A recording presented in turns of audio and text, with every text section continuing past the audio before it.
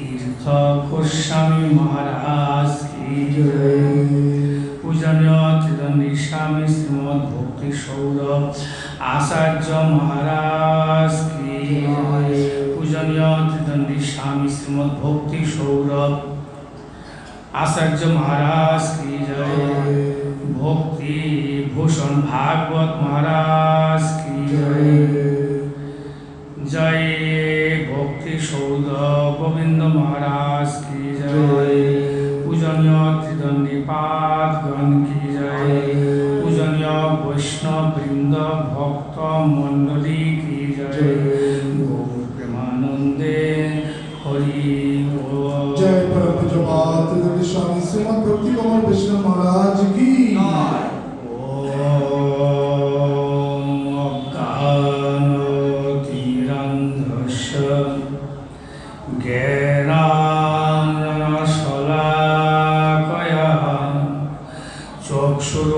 चक्षुरोन्मीलितं येन तस्मै श्रीगुरवे नमः।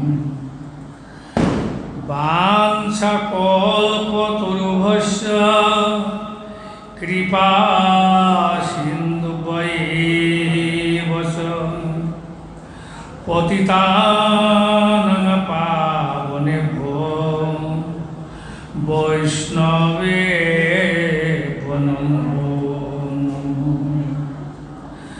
नमो महावदन्नाय कृष्ण प्रेम प्रदायते कृष्णाय कृष्ण चैतन्य नाम्ने गौरतिसे नमः।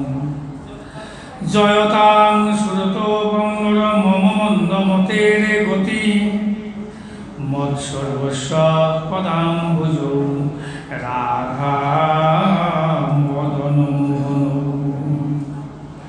दिव्य वृंदारण्य कल्पद्रुमाद श्रीमद्रत्नगार सिंहासनस्थो श्री श्री राधा श्रील गोविंद देव प्रेष्ठाली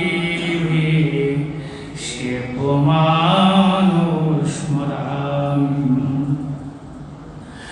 श्रीमान रासरसंभे वंशी बटतट स्थित कर्षण वेणुसनर गोपी गोपीनाथस्तु वंदे नंदव्रजस्त्रीणां पादरेणुमभीक्ष्णश जासां हरिकथागीतं पुनाति भुवनत्रयं श्रीकृष्ण चैतन्य प्रभु नित्यानंद श्री अद्वैत गदाधर श्रीवासादि श्री गौरभक्तवृंद।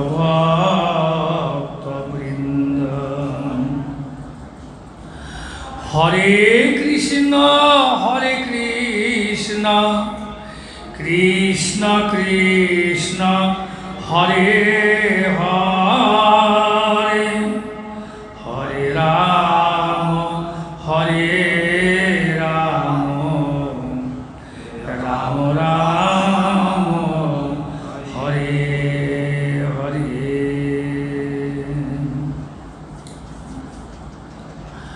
आमी सर्वाग्रे परम आराध्यतम पतित पावन भगवानेर अभिन्न प्रकाश विग्रह भगवत ज्ञान प्रदाता भगवत सेवाय अधिकार प्रदानकारी परम करुणामय गुरुदेवेर श्रीचरण कमले प्रणत हये तिनिर अहैतुकी कृपा प्रार्थना करछि। परम पूजनीय त्रिदंडी स्वामी श्रीमद् भक्तिवल्लभ तीर्थ गोस्वामी महाराजेर श्रीचरण कमले प्रणत हये তিনি অহৈতুকী কৃপা আশীর্বাদ প্রার্থনা করছি। পূজনীয় ত্রিদণ্ডী স্বামী ভক্তি ভূষণ ভাগবত মহারাজের রাতুল চরণ প্রণতে আর প্রণতি জ্ঞাপন করছি। পূজনীয় ত্রিদণ্ডী স্বামী ভক্তি সৌরভ আচার্য মহারাজের শ্রীচরণ কমলে প্রণতে তারা হয়তো কৃপা আশীর্বাদ প্রার্থনা করছি। পূজনীয় ত্রিদণ্ডী পার্বণ, পূজনীয় বৈষ্ণববৃন্দ, ভক্তবৃন্দ, সজ্জনবৃন্দ, মাতৃবৃন্দ, সুধী সজ্জন মণ্ডলী সকলকেই যথাযোগ্য অভিবাদন করছি। সকলেই প্রসন্ন হন। আজ পরম পবিত্র শুভদা তিথি, উৎকৃষ্ট তিথি, একাদশী ব্রত দিবস।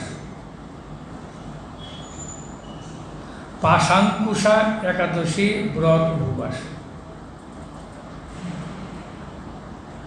এই একাদশী তিথি থেকে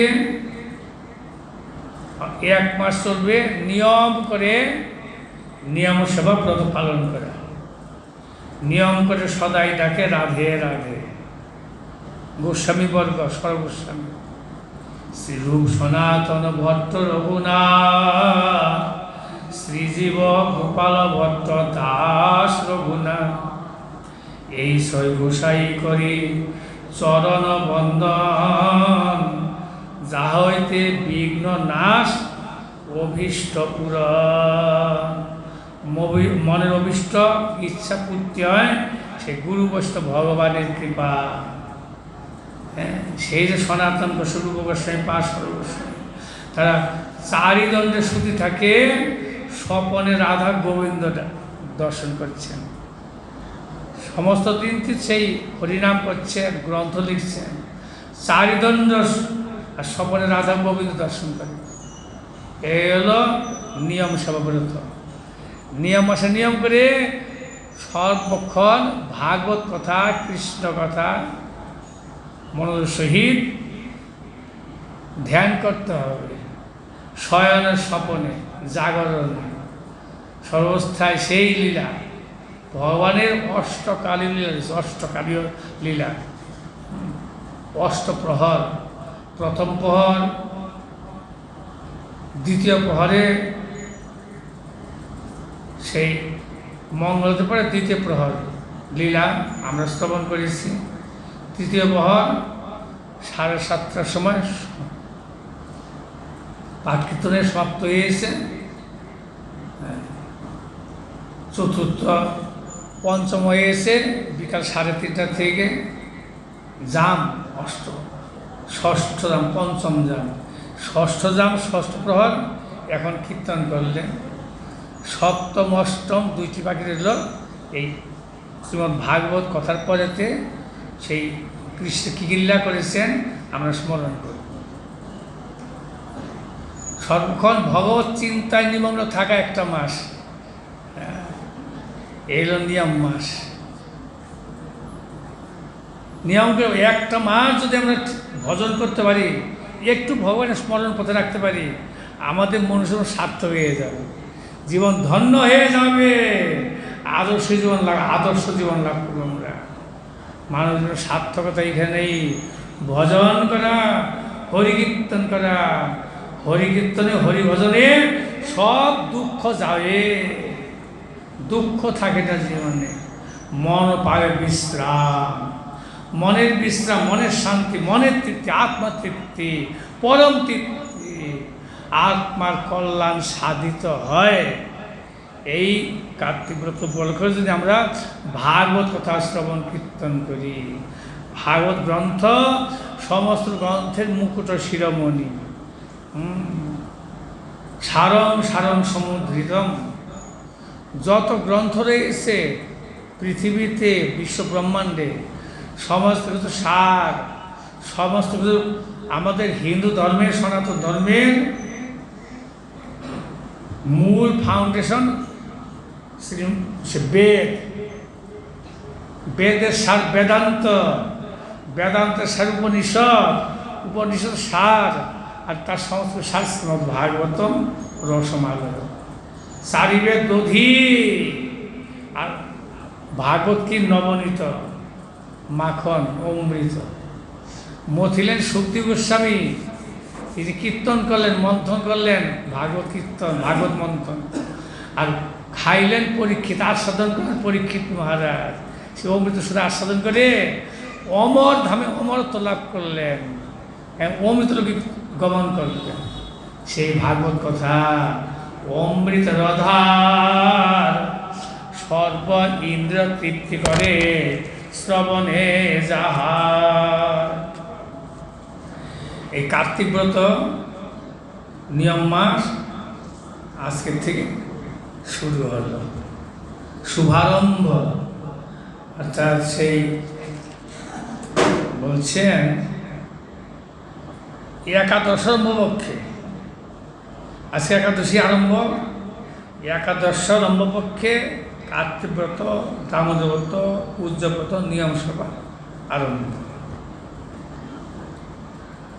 আর কোনো সম্প্রদায় আছেন তারা এই পূর্ণিমা থেকে শুরু করে, আর কিছু সম্প্রদায় রয়েছে কার্তিক ব্রত, কার্তিক মাসটাকে কার্তিক ব্রত, কিন্তু এটা শাস্ত্রের প্রমাণ নেই। শাস্ত্র প্রমাণ রয়েছে একাদশী থেকে একাদশী পর্যন্ত, উত্থান একাদশী পর্যন্ত, শয়ন একাদশী শুরু হয়েছে, চাতুর্মাস ব্রত, উত্থান একাদশী মুক্ত। এটা শাস্ত্র প্রমাণ, এবং পূর্ণিমাতে পূর্ণিমাও এইটা রয়েছে। সুতরাং কার্তিক মাসটাই শুধু কার্তিক ব্রত, অগ্রহায়ণ মাসে কার্তিক ব্রত হবে না, আশ্বিন মাসে কার্তিক ব্রত হবে না, এরকম শাস্ত্র প্রমাণ নেই।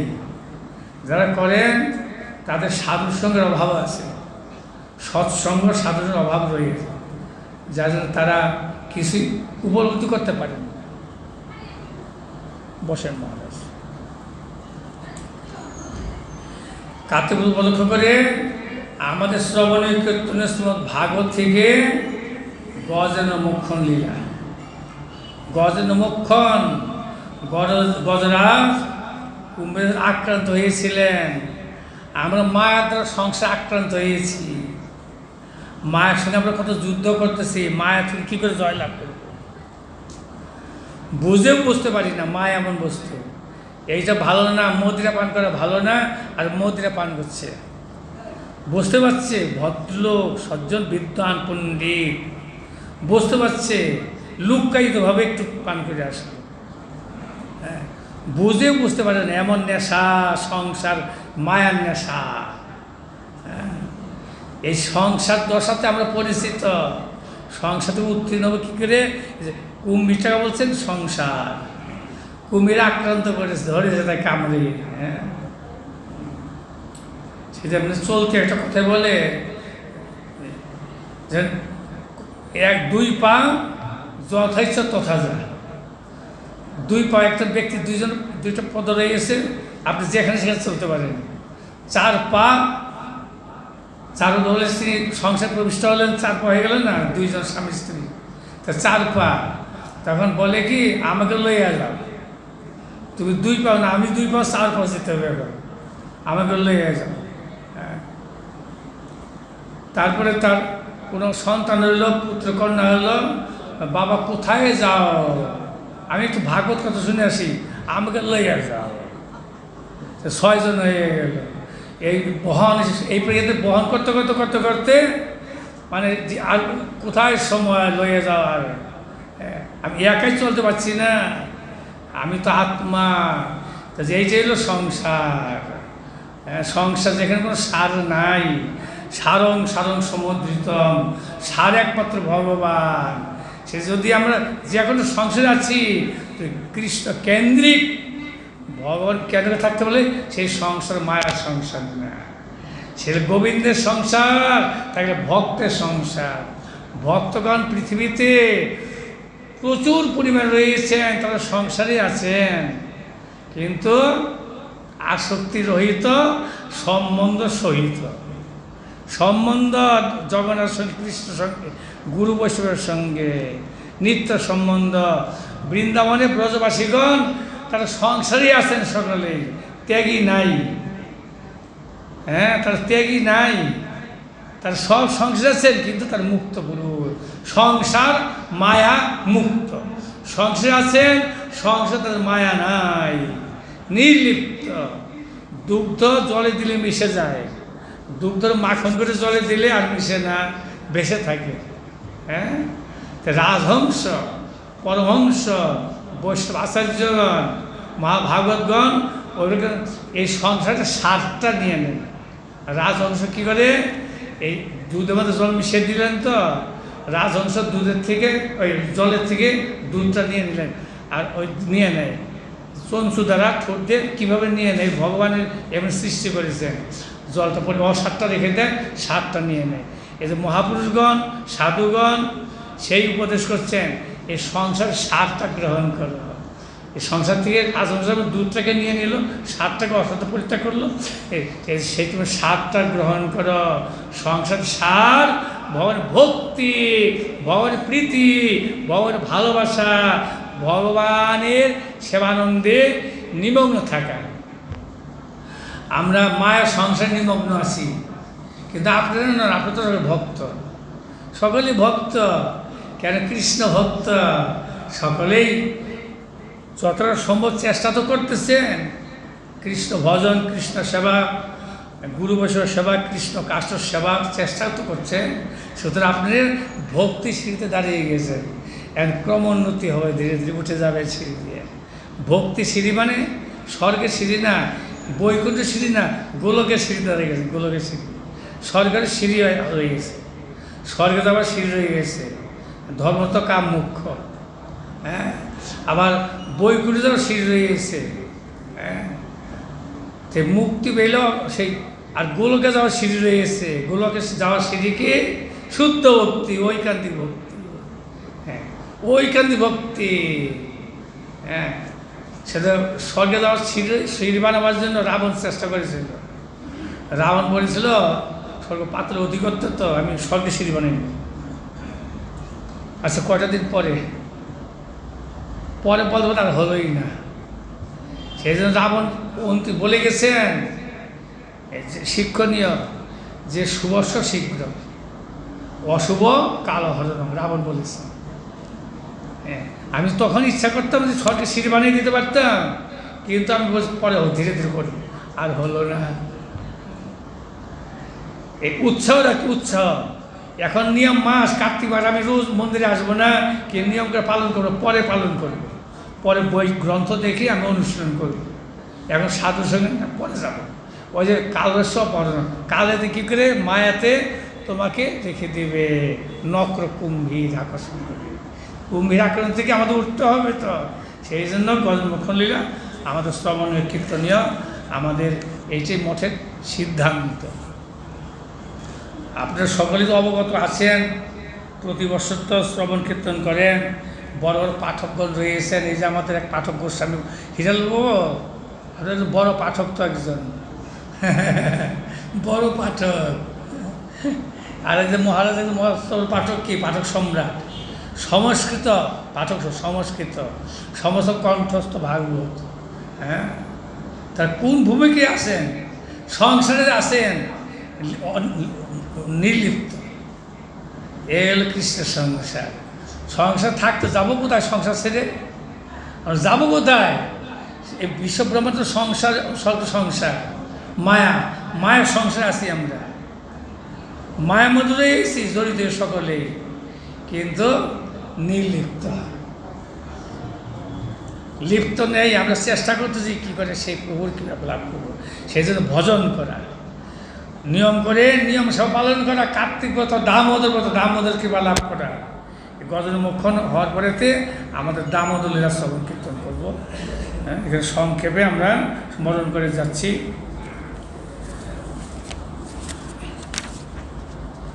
শ্রীমদ্ ভাগবতম অষ্টম স্কন্ধ দ্বিতীয় অধ্যায়। শ্রী শুক উবাচ আশীত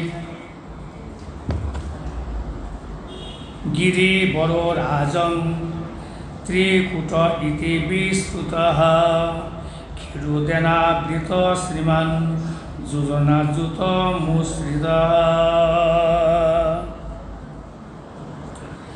সুখদেব গোস্বামী পাদ, যিনি জ্ঞানী শ্রেষ্ঠ, যোগী শ্রেষ্ঠ, ভক্ত শ্রেষ্ঠ, বৈষ্ণব চূড়ামণি, বৈষ্ণব মুকুট শিরোমণি সুখদেব গোস্বামী পাদ, তিনি বলছেন পরীক্ষিত মহারাজকে। পরীক্ষিত সবাই উপস্থিত হয়ে শ্রবণিচ্ছ পরীক্ষিত মহারাজ প্রশ্ন করছেন পুনঃ। তখন পরীক্ষিত মহারাজকে ভাগবত কথা শ্রবণ করাচ্ছেন। ভাগবত কীর্তন, কীর্তন একটা ভক্তি। ভাগবত কথা শ্রবণ করা, কীর্তন করা মহামঙ্গলের পথ। বলছেন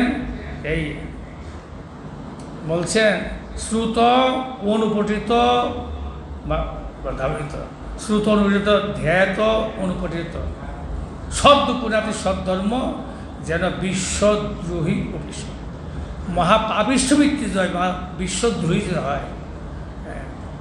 সে যদি একটু ভাগবত শ্রবণ করে তার আত্যন্তিক মঙ্গল হয়। ভাগবত শ্রবণে প্রেতাত্মার মুক্তি হয়ে যায়। গোকর্ণ ধুন্ধুকারী, গোকর্ণ ভাগবত শুনেছেন, গোকর্ণ ধুন্ধুকারী প্রেতজন প্রাপ্ত হয়েছিল, এত পাপ করেছিল। উদ্ধার, মুক্তি, সিদ্ধি লাভ। সিদ্ধি মুক্তি নয়, মুক্তি তো পঞ্চবিধ মুক্তি, বৈকুণ্ঠে যায়। শুদ্ধ ভক্তগণ মুক্তি চান না, কিছুই চান না। তারা গোবিন্দের, রাধা গোবিন্দের যুগল সেবা পাদ পদ্ম অমৃত আস্বাদন করে। শুদ্ধ অনন্য ভক্ত রাধা গোবিন্দের যুগল সেবা পাদ পদ্ম আকাঙ্ক্ষিত হয়ে তারা সংসার থেকে ভজন করে। সেখানে মুক্তি চায় না। মুক্তি কুচ্ছিতং ভবতি। মুক্তি মানে কি? মুক্তি হচ্ছেন স্বরূপের অবস্থিতি, তাকে হচ্ছেন মুক্তি। স্বরূপে জাগ্রত আমি কে, এর মুক্তি। আমি কৃষ্ণদাস, তা আমার কি করণীয়? কৃষ্ণ সেবা, কৃষ্ণ চিন্তা, কৃষ্ণের সুখবিধান, রাধা গোবিন্দের সুখবিধান, এটার মুক্তি। রাধা গোবিন্দের সুখবিধান, রাধা গোবিন্দের সেবাতে নিমগ্ন হওয়া, এটা মুক্তি। তারা ওই মুক্ত পাইয়ে জেলখানা থেকে মুক্তির সংসারে এসে গেলেন। 20 বছর জেলখানায় ছিল, কোনো চোর ডাকাত খুনি একদম সংসারে এসে গেল, মুক্ত হয়ে কী লাভ হলো? মুক্ত হয়ে চলে আসলো জেলখানা থেকে 20 বছর পরে, আমার সেই সংসার কী লাভ হলো? ওইরকম আর কি বৈকুণ্ঠতে যা আসছে ওরকম মুক্তি, স্বরূপ সারূপ্য পঞ্চবতী মুক্তি রয়েছে। কিন্তু শুদ্ধ ঐক্যের ভক্ত সেগুলো প্রার্থনা করে না। সেখানে পরিপূর্ণ আনন্দ নাই, পরিপূর্ণ আনন্দ, অখণ্ডিত আনন্দ রয়েছে একমাত্র রাধা গোবিন্দের পাদ পদ্ম, তার ভক্ত সেবা, গুরু সেবা, সাধু সেবা, মহৎ সেবা। আর বলছেন কার্তিক মাসে, দামোদর মাসে, এই পবিত্র কার্তিক মাসে, দামোদর মাসে বৈষ্ণব সেবার বহু মাহাত্ম্য দিয়েছেন, অনেক মাহাত্ম্য কীর্তন করেছেন। কেন আমরা ভগবান পাবো কী করে? সে ভগবান নিজ যখন গুরু সেবার দ্বারা, বৈষ্ণব সাধু সেবার দ্বারা তারা আমাকে সেই পথ দেখাবেন। সাধু মার্গ অনুশীলন, সাধু মার্গ, সাধুর মার্গ কি? ভক্তি মার্গ। সৎ চিন্তা, সৎ ভাবনা, সৎ উদ্দেশ্য নিয়ে সেইভাবে ভাবান্বিত হওয়া। এখানে সুখদেব গোস্বামী বলছেন, হে মহারাজ পরীক্ষিত, ক্ষীরোদ সমুদ্র দ্বারা পরিবেষ্টিত। ক্ষীর সমুদ্র আমরা দর্শন করি, কি দেখি? লবণ সমুদ্র, বঙ্গোপসাগর, বিভিন্ন সাগরেতে সমুদ্রের জল লবণাক্ত, তাই নাকি? পুরীতে যারা গিয়েছেন সে জল মুখে লাগে লবণাক্ত। বিভিন্ন স্থানে সমুদ্রের জল লবণাক্ত। শুধু আমরা একটা সমুদ্র দর্শন করছি, সপ্ত সমুদ্র রয়েছে। ইকু সমুদ্র, মধু, দধি, দুগ্ধ, এরকম সপ্ত সমুদ্র রয়েছে, সপ্ত সমুদ্র। ক্ষীর সমুদ্র রয়েছে। সে কীভাবে অনুভব করবো? ভজন যদি করতে পারি তো ভজনের দ্বারা উপলব্ধি এসে যাবে।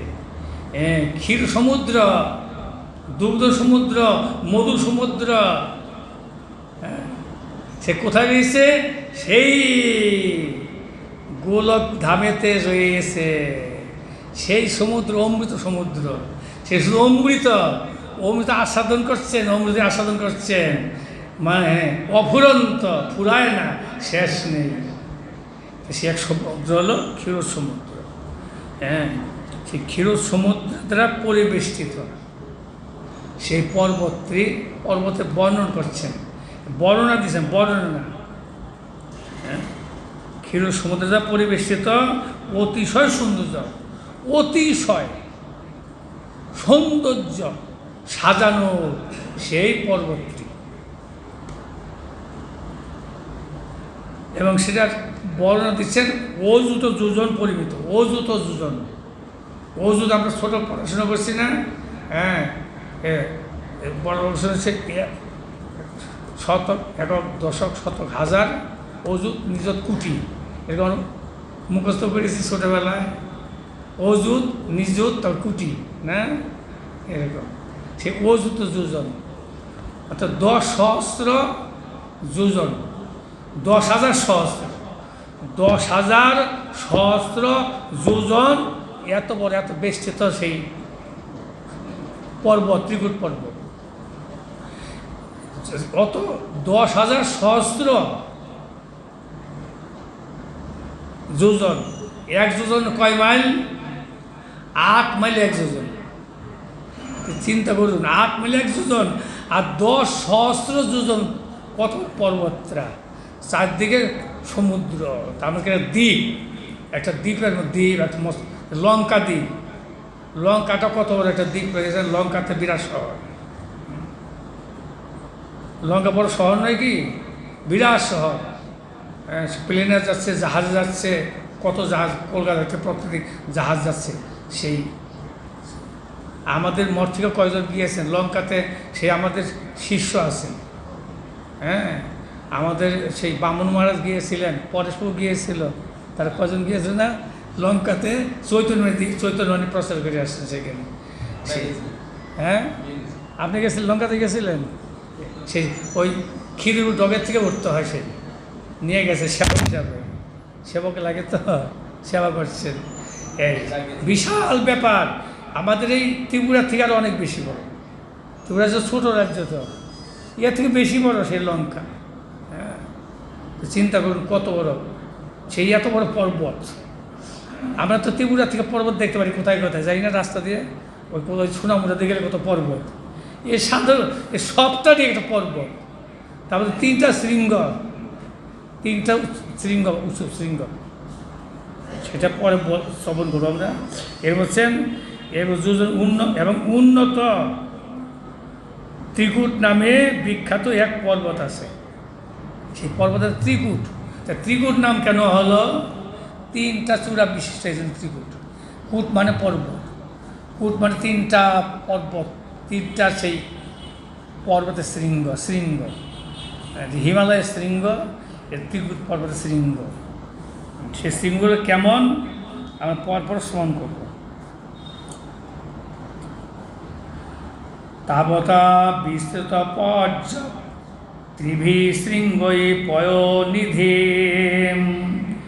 দিশস্য রোষয়ানাস্তে রূপয়াস হিত তন্ময়ী অন্যস্য কুকুভ সর্বা রত্ন ধাতু বিচিত্রিতয়ে নানা দ্রুম লতা গুল্ময়ী নির্ঘোষৈর নির্ঝরাম্ভসাম। সেই ত্রিকুট পর্বতে বর্ণনা দিচ্ছেন,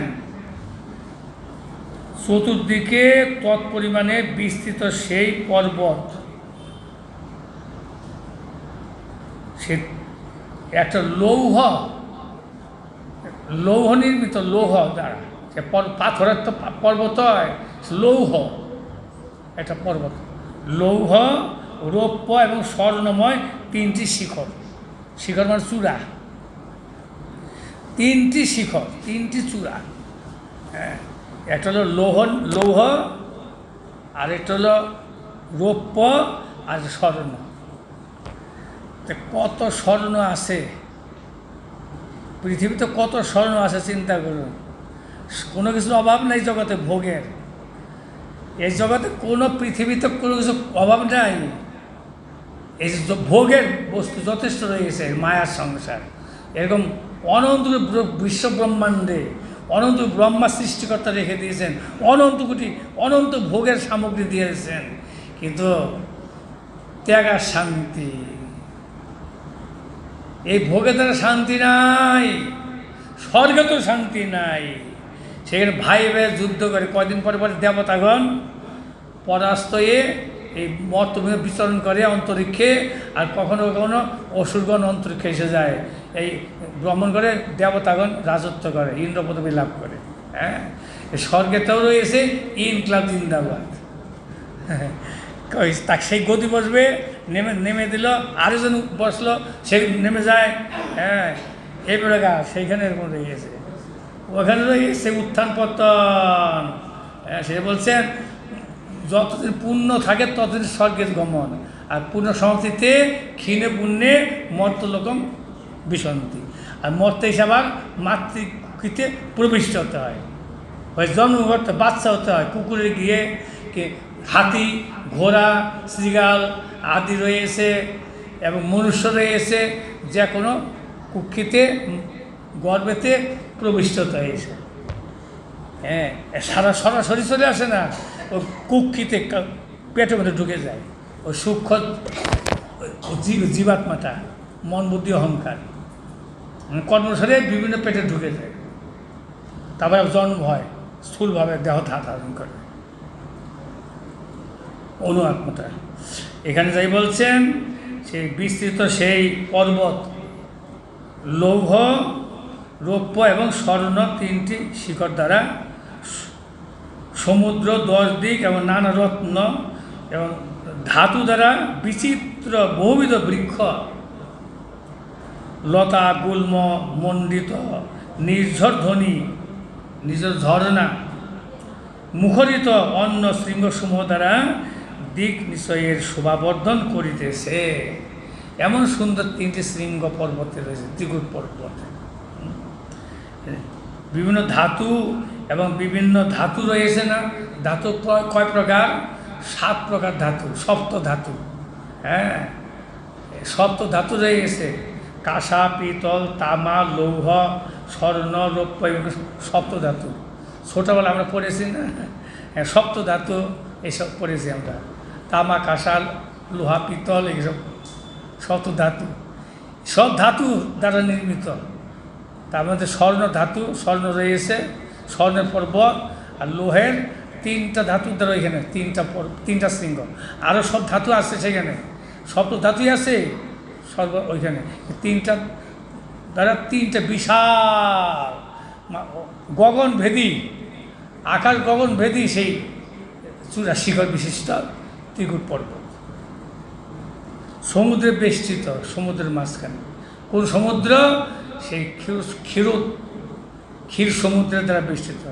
ক্ষীর যে মহাবিষ্ণু ভগবান কোথায় অবস্থান করছেন? ক্ষীর সাগরেতে। দেখুন, এ লবণ সমুদ্র না, বঙ্গোপসাগরের নয়, আটলান্টিক মহাসাগরের নয়, কোথায় করছেন? ক্ষীর সমুদ্রে। ক্ষীর সমুদ্রে আছে, প্রমাণ রয়েছে। ভগবান সেখানে সেই অনন্তদেবের মধ্যে তিনি বসে আছেন। হ্যাঁ, সে সাহিত্য আছেন, লক্ষ্মীর পদ সেবা করছেন, ছত্র ধারণ করছেন, আর তার নাবিকমণ্ডল থেকে ব্রহ্মাণ্ড উৎপত্তি। এখানে প্রমাণ হয়ে গেল সাগর আছে, এরকম সপ্ত সাগর হয়ে গেছে। হ্যাঁ, দুধের সাগর, দইয়ের সাগর, ক্ষীরের সাগর, মধুর সাগর, ঘৃত সাগর, জলের সাগর, লবণ সমুদ্র, এগুলো সব কিছু আছে। সপ্ত সমুদ্র, সপ্ত ধাতু, এগুলো শাস্ত্র প্রমাণ করছে। ক্ষীরসাগর মহাবিষ্ণু আছেন। যখন এক সময় বিপদে পড়ে গেলেন সব দেবতাগণ এসে, তখন ব্রহ্মা ইন্দ্রের কাছে বলছেন, আমরা পরাস্ত হয়ে গেছি, আমাদের ভাইয়ের সঙ্গে যুদ্ধ করে, অসুর ভাইয়ের সঙ্গে যুদ্ধ করে আমরা পালি নাই, তাদের বল বেশি, শক্তি বেশি। হ্যাঁ, তার হিম্মত বেশি, আমরা পরাস্ত এখানে এদিক এখন আমরা কী করি, আমরা কোথায় থাকবো, আমরা কী করে সেই আবার সেই স্বর্গে যেতে পারবো, সেই পদবী দেব পদবী কী করে লাভ করব। দেবপুরী স্বর্গধাম দেবতারা থাকে, এখন দেবপুরীতে দেবতারা বাস না করে অসুরে বাস করতেছে। সে দেবরাজ ইন্দ্র নিকটে এসে সকল দেবতাগণ নিবেদন জ্ঞাপন করছে। দেবতা ইন্দ্র বলছেন, আমি তোমাদের মীমাংসা করে দেব, আমি মীমাংসা করে ভুল ত্রুটি থাকতে পারে। আমাদের প্রভু আছে চলো ব্রহ্মার কাছে, সমস্ত দেবতাদের কারণ ব্রহ্মা, সমস্ত দেবতাদের কারণ ব্রহ্মা, পিতামহ ব্রহ্মা। দেবতা ইন্দ্র সকল দেবতাকে বরুণ যম ইন্দ্র আদি সকল দেবতাদের নিয়ে চললেন ক্ষীরসাগরে। ওই ক্ষীরসাগরে দেখেন দেবতা ইন্দ্র ক্ষীরসাগরে চললেন। তাহলে দেবতাগণ ক্ষীরসাগর দর্শন করতে পারেন, মনুষ্য লোক পারবে না। আমরা যখন দেবতা হবো তখন আমরা ক্ষীরসাগর দর্শন করবো, আর রূপে হবো তখন আরও ঘিয়ের সমুদ্র দর্শন করব, মধুর সমুদ্র দর্শন করব। এই মর্তেতে নাই, মানে স্বর্গমত পাতালেতে, হ্যাঁ স্বর্গমত পাতাল রয়েছে, তো স্বর্গের থেকে অতটা পূর্ণ করলে স্বীকৃতি লাভ করতে পারলে, ওখানে ভক্তি লাভ করতে পারলে তখন ক্ষীরসাগর দর্শন হয়। ব্রহ্মা তো ভক্ত, ইন্দ্র দেবতা ভক্ত নয় কি সকাম ভক্ত, সকাম ভক্ত ভগবান তাদের রেখেছেন সেবা দিয়ে। তারা ক্ষীরসাগরের যে দর্শন করলেন, ক্ষীরের মহাবিষ্ণু ভগবান তার স্তব করতে লাগলেন, প্রভু স্তব করতে লাগলেন, পূজা করতে লাগলেন ক্ষীরসাগর ভগবানের। ব্রহ্মা আদি সব দেবতা, ইন্দ্র আদি সব দেবতাগণ। তখন ক্ষীরসাগর মহাবিষ্ণু ভগবান বলছেন, তোমরা কেন এসেছো আমি অবগত আছি, সব জানি। তোমরা কেন এসেছো আমাদের সব জানি, তোমরা যাও আমি আসতেছি। তবে সেই ক্ষীরসাগর মহাবিষ্ণু ভগবান তিনি আদেশ করেন, তোমরা যাও, যে বিভিন্ন স্থানে জন্মগ্রহণ করো, আমি আসতেছি। আমি সঙ্গেও বললাম। পরেতে এই যে সপ্তমেতে বলদেব আসলেন না কংসের কারাগারে, অষ্টমে ভগবান এসে গেলেন, ভগবান শ্রীকৃষ্ণ এসে গেলেন। এসে কী করলেন, তিনি কী করলেন, এই ভার হরণ করেছে, ভারী হয়ে গেছিল, পাপে ভারী হয়ে গেছিল। এই যে 18 অসুরকে বধ করে দিলেন ভগবান শ্রীকৃষ্ণ, বাল্যকে দিলাম, বাল্য আসল অসুরকে বধ করে দিলেন, ভারকে হরণ করে হালকা করে দিলেন। পাপে তারা ভার হয়ে যায় না। গঙ্গাদেবী এসে বলছেন ভগবানকে, প্রভু এই পাপীরা আমাদের গঙ্গা স্নান করে তো পাপগুলো সব স্খালন করতেছে, আমি এই পাপের বোঝা বহন করতে পারছি না। তার ভগবান বলছেন, আমার ভক্ত অবগাহন করবে, তুমি হালকা হয়ে যাবে, পাপ থাকবে না। ভক্তের শরীরে কোনো পাপ নেই, তাদের জীবন পবিত্র হয়েছে, তাদের ওষুধ লাগে না। শুদ্ধ ভক্ত তাতে ওষুধ লাগে না। তার প্রমাণ হইল আমাদের হরিদাস ঠাকুর, তাকে মহাপ্রভু নিয়ে গেলেন, নিয়ে ওখানে সমুদ্র তীরেতে, ওই সমুদ্রের তীরে নিয়ে তাকে ওইখানে স্নান করালেন। সে বলেন, আজকে হইতে সমুদ্র হলো মহাতীর্থকে স্নান করে তীর্থ স্নান করতেছেন। অন্য ওখানে স্নান করে তীর্থ স্নান হবে না সমুদ্রে, অন্য ওখানে সমুদ্রে স্নান করে তীর্থ স্নান হবে না। ওই স্থানে মহাপ্রভু বলে গেলেন, সাক্ষাৎ গোলক হরি ওখানে স্নান করতেছেন, তীর্থ স্নান হয়ে যাচ্ছে। সেই স্থান সমুদ্রে স্নানে ভয় আছে, কিন্তু ওখানে নির্ভয়। আপনি অন্যদিকে স্নান করেন, কারেন্টে আপনাকে নিয়ে চলে যাবে, আপনি বাঁচবেন না। খুব সাবধানে সতর্ক সমুদ্রে স্নান করতে হয়। সমুদ্রে নিয়ে যায় ট্রেনে, এমন আন্ডার কারেকশন হয়েছে, কিন্তু ওই স্থানটা এমন মহাপ্রভুলিয়াতে সবাই আনন্দ পায়। সেই এই করে রয়ে যায়। যাই হোক, সেই তখন ওই প্রকার আর কি, সেই বলছেন এখানে 3টি শিখর বিশিষ্ট 10 দিকের দ্বারা আলোকিত হয়ে আলোকমান হয়ে যাচ্ছে সমস্ত সে পর্বত, লতা মণ্ডিত, লতা আদি যখন সুসাজিত করতে হয়, সাজাতে হয়, কিছু সাজানো কত লতা পাতা ফুল নিয়ে আসেন না, প্লাস্টিকের ফুল পাওয়া যায় এখন। আগের দিনে সাক্ষাৎ ফুল লতা সবই নিয়ে আসতেন। যে বৃন্দাবনে প্লাস্টিকের ফুল দিয়ে কি সেই গোপীগণ সাজাইতেন, দোলনা দিতেন আগের দিনে। গোপীগঞ্জে কৃষ্ণ যখন, তখন লতা পাতা ফল সব সদ্য সেই যে ফল ফুল বৃক্ষ সমস্ত ফল দিচ্ছেন, ফুল দিচ্ছেন, লতা তারা এসে সেবা করছেন। সেই বৃক্ষ আদি নত হয়ে রয়েছেন কুঞ্জেতে এসে, কুঞ্জ সাজানো হয়ে যাচ্ছে, সেই বৃক্ষগুলো লতা আদি তারা নিজে এসে যাচ্ছেন জীবন্ত অবস্থা হয়ে, সেই গোবিন্দের সেবা করছেন। গোবিন্দের দর্শন, তার রাসলীলাদি, সব লীলাদি, কুঞ্জভঙ্গ লীলা, এই যে কুঞ্জভঙ্গ লীলা সকালবেলা আমাদের হয়ে গেছে। কুঞ্জ সাজেছে কে?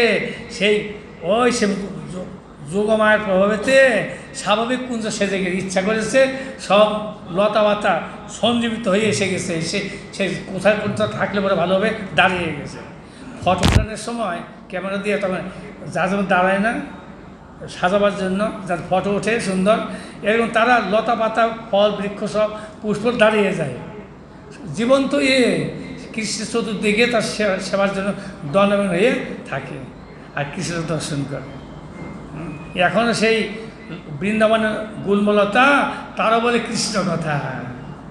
হ্যাঁ, অবনত শির এখন নিধুবনে সে সেবা কুঞ্জেতে বৃক্ষগুলো দেখে মাথাগুলো নিচুর দিকে নত, বৃক্ষের মাথা এরকম নাই, শরণাগতি, সারেন্ডার। হ্যাঁ, তারাই বলে ইতি শৃঙ্গসমূহ দ্বারা দিক নিশ্চয়ের শোভা বর্ধন করিতেছে।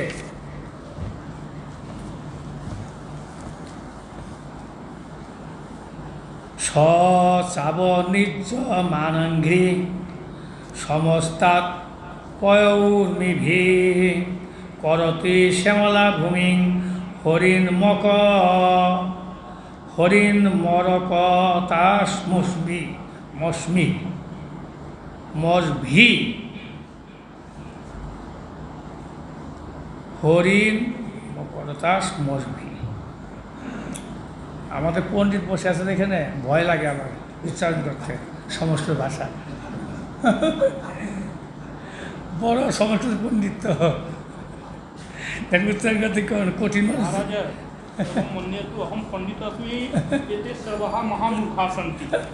না না, সংস্কৃত মোহ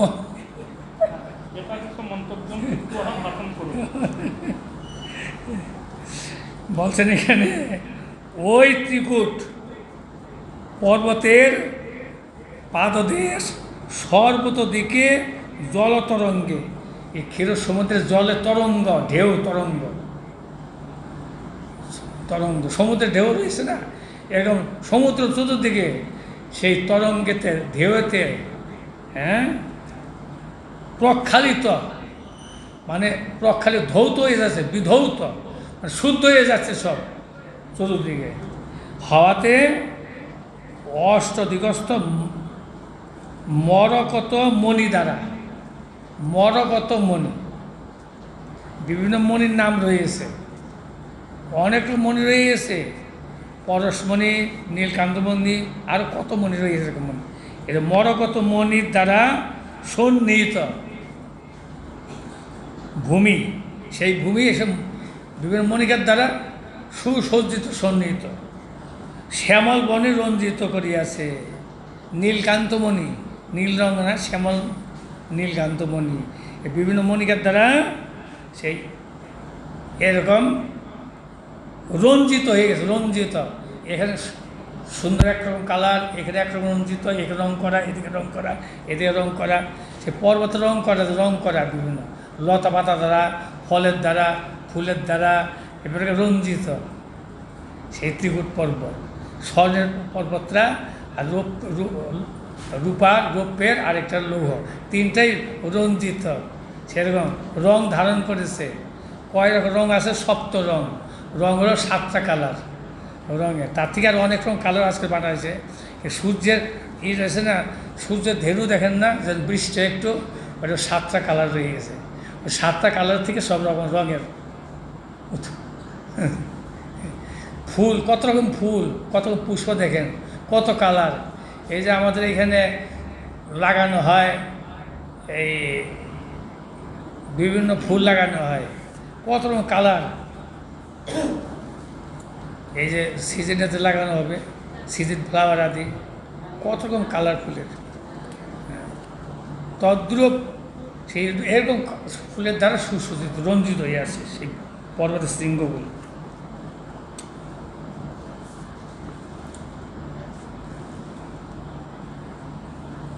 উহার গুহা প্রদেশ ক্রিয়াশীল সিদ্ধ চারণ পর গন্ধর্ব বিদ্যাধর মহড়া কিন্নর এবং অপ্সরাগণ কর্তৃক সেবিত হইতেছে, তারা সেবা করছে। গুহাতে মুনিগণ ঋষিগণ তপস্যা করছে, একজন বড় বড় ঋষিগণ, বড় গুহা, পর্বতের গুহা, সে স্বর্ণের শৃঙ্গ, তার মধ্যে গুহা রয়েছে ঘরের মতন। সেখানে বড় বড় ঋষিগণ মুনিগণ কিন্নর অপ্সরাগণ নৃত্য করতেছেন স্বর্ণের শৃঙ্গের ওইখানে অপ্সরাগণ। হ্যাঁ, তারপর গন্ধর্ব স্বর্গের গায়ক। গন্ধর্ব বলতে ব্রহ্মার অঙ্গের থেকে প্রকাশিত গন্ধর্ব বলছেন শাস্ত্রীতে কোথাও, যে ব্রহ্মার অঙ্গের থেকে গন্ধর্বের উৎপত্তি। গন্ধর্ব কিন্নর এই রয়েছে, বিদ্যাধর মহরব এইসব রয়েছে। তারা জীবন্ত, তারা স্বর্গেতে তারা দেবতাদের সুবিধান করেন, নৃত্য করেন, গান করেন ইত্যাদি, এইভাবে সুখ প্রদান করেন তাদের সকলকে।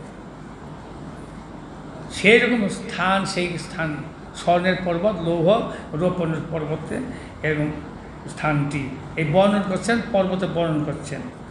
যত্র সঙ্গীত সন্না দৈর নদ গুজ্জ মহর্ষয়া অভিগর্জন্তি হরয় শ্লাঘিন পরশঙ্কয়ান। তথায় সঙ্গীত ধ্বনিতে গুহাসমূহ নিদানিত।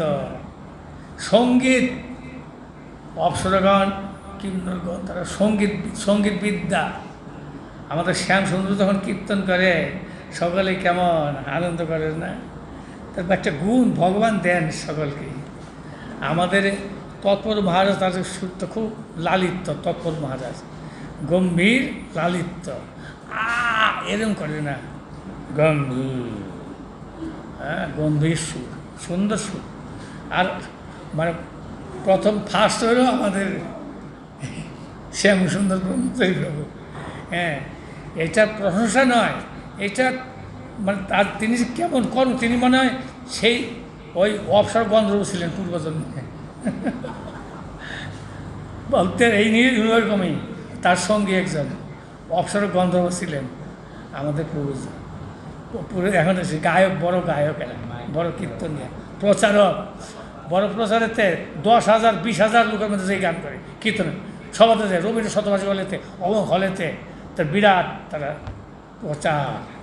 কী প্রচার? গুরু গোবিন্দ প্রভুপাদের কথা, অন্য প্রচার নেই, নিজের ব্যক্তিগত কথা নাই। তাদের ভক্তিবিনোদ ঠাকুরের কীর্তন করেন তারা সব, অন্য কীর্তন নেই, কোনো হিন্দি কীর্তনও করেন না, ভক্তিবিনোদ ঠাকুরের কীর্তন করেন প্রচারেতে তারা। যার জন্য পৃথিবীব্যাপী এই ভক্তিবিনোদ কীর্তন যারাই সমস্ত সম্প্রদায় এতে আকৃষ্ট হচ্ছেন। ভক্তিবিনোদ ধারা কখন রুদ্ধ হবে না, এই ধারা ভক্তিবিনোদ ঠাকুরের ধারা কখন রুদ্ধ হবে না, চলবে ভক্তিবিনোদ ঠাকুরের ধারা।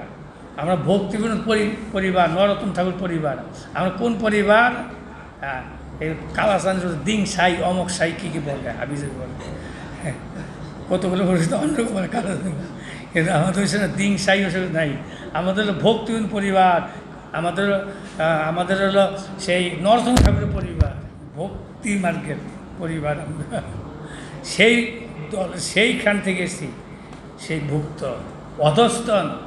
আমাদের গুরুদেব এই মাধব গোস্বামী 11 অধস্তন, আর তীর্থ গোস্বামী দ্বাদশ অধস্তন। দ্বাদশ সেই পরিবার, দ্বাদশতম অধস্তন তীর্থ গোস্বামী মহারাজ।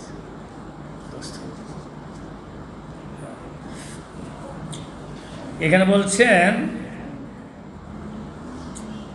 যে তথা সঙ্গীত ধ্বনিতে গুহাসমূহ নিনাদিত, বিভিন্ন বাদ্যযন্ত্র সঙ্গীতে নিনাদিত, আনন্দিত, আমোদিত আমোদিত আমোদ, আল্লাহ আনন্দে হিল্লোল সেখানে চলছে। এ বীর্যুদ্ধত সিংহগণ অপর সিংহের আশঙ্কা করিয়া অসহ্য ক্রোধে ঘোর গর্জন করিতেছে। এই যে নিনাদ হচ্ছে, বিভিন্ন শব্দ হচ্ছে, অপ্সরাগণ কীর্তন করছেন, গান করছেন, নৃত্য করছেন, সেই ভাবে সব, তাতে গর্জন করছে সিংহ। হ্যাঁ, এমন কোথা থেকে তার গর্জন করে সেই পরিত্যাগ করতে যাচ্ছে, কোথায় পলাবো কোথায় পলাবো, আর পলাবে চারদিকে তো সমুদ্র, পলাবে কোথায়? হ্যাঁ, এবার পলাইতে যে দুরন্ত মায়া কলি দুরন্ত মায়া শুনিয়া গোবিন্দরব আপনি পালাবে সব। সে গোবিন্দ কীর্তন যেখানে হয় সব কিছু পাপ তাপ যত কিছু সব পলায়ন করে, আপনি পালাবে। তব সিংহর হবে জয় করিগণ, সিংহাসন গর্জন করে, করি হাতি পলায়ন করে, সেই জঙ্গল থাকে না। তবে কৃষ্ণ কীর্তন যেখানে হয় রব ক্ষয়, সে উচ্চ ধ্বনি হয়, সেখানে মায়া থাকে না, ভূত প্রেস থাকে না, কিছুই থাকে না।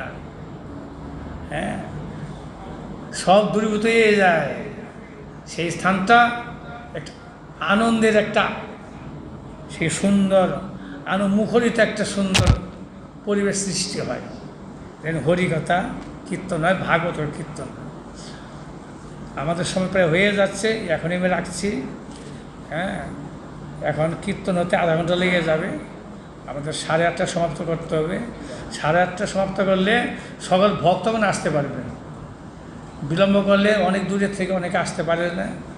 এই বিষয়ে এখন সমাপ্ত করছি এখানে, পরে আমরা ধীরে ধীরে শ্রবণ করবো। বাঞ্ছা কল্পতরুভ্যশ্চ কৃপা সিন্ধু এবচ পতিতানাং পাবনেভ্যো বৈষ্ণবো নমঃ। এখানে আমরা সিদ্ধান্ত করেছি 1 সপ্তাহ